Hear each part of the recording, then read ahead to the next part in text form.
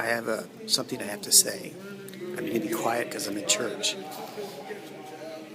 I'm at St. Peter's Basilica. I have an important message to John Brennan. Also the other John. This is important, so I need to say it. In 1982, I believe it was January 1982, a plane was taking off from the airport near Washington, D.C., crashed into a bridge. And anyway, most everyone on the plane was killed. It was very icy. I was actually in Washington, D.C. in 1981, December. I was looking over the intersection of that bridge and other bridges, 5 Points. So this is the thing. I'm going to say this in clear, so all these motherfuckers can hear me. All you motherfuckers, listen, I'm going to tell the tale. And it'll be told and then it'll be done. See? I just told you the tale. There's the tale. Look, she's a tale. Andrea, not real name. She was actually driving through Pennsylvania on September 11th, 2001. Anyway, a squirrel or something ran across the road and she stopped and she had an accident and she had brain damage. And ever since then, she's been impaired, and therefore she acts in a certain fashion. So she does. She's fashionably late, and she's fashionably on time. She's pretty much fashionably everything. Anyway, and there's another thing. If you go to Denny's, you get a Grand Slam breakfast. Now, in John le Carre's series of books on spies, there is a reference to a Grand Slam. A Grand Slam, according to, the books, is a surveillance effort, massive in scope. That is, they're all around you, always watching. That's a Grand Slam.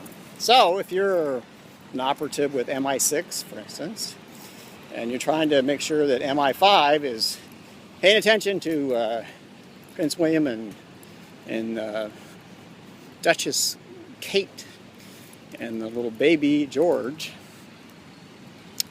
you have to be apprised of the fact that you might have people wandering the streets looking at you.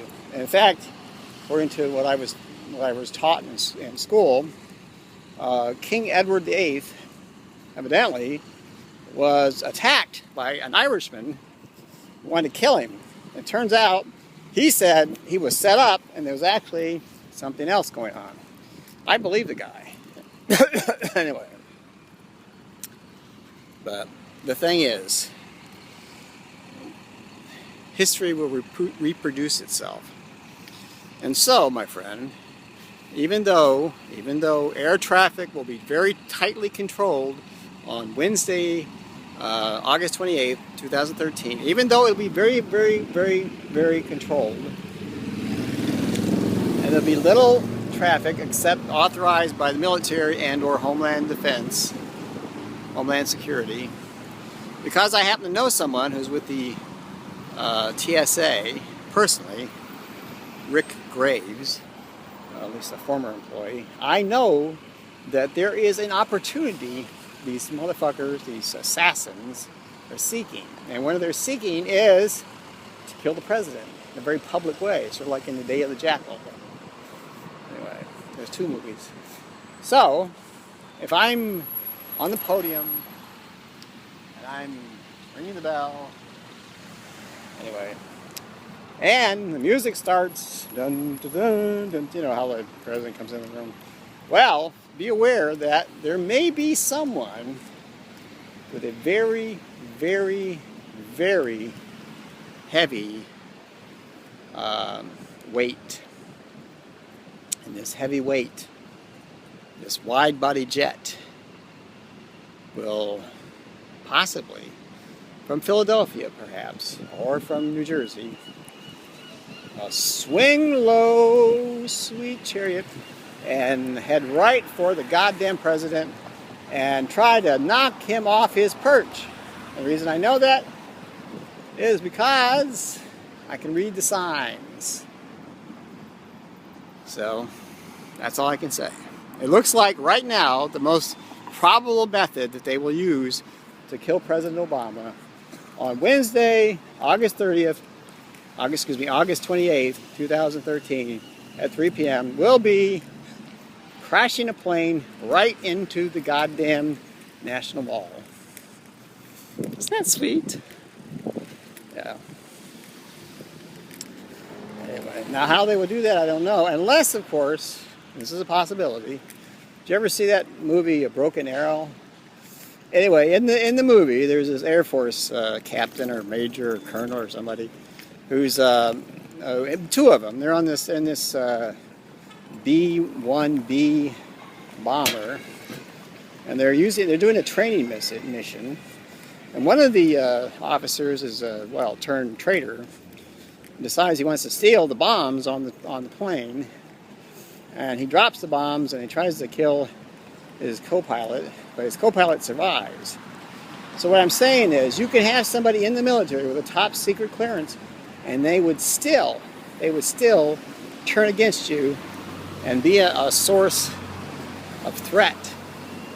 So if I got an F-15 in the air right now, flying around, and I have a certain penchant, that is, a certain tendency to do bad things. Say I have a religious conviction or something, like that Fort Hood psychiatrist. You know, God is great. And then dive your fucking F-15 right toward the goddamn president and knock him down. Now, of course, you could say, well, you know, an F-15 can shoot down another F-15. Probably not fast enough. Not fast enough. And how do I know that? Because I can see the future. So, that's all I can say. Right now, that, my friend, is my report to you today, which is Sunday, August 25th, 2013. And I am in front of a bottle. Like that. And, of course, the bottle goes this way. Oh, yeah. Sorry. I just don't like trash on the road. Excuse me. Yeah, that's better. So anyway, I'm going to go. But remember, the important thing is to have no particular events occurring. No president gets assassinated. No former president gets assassinated. Nobody gets assassinated. Everybody's happy. Everybody's safe. Even the motherfucking terrorists. So I would personally like to kill them all. But God says I'm not allowed to. That's what he says.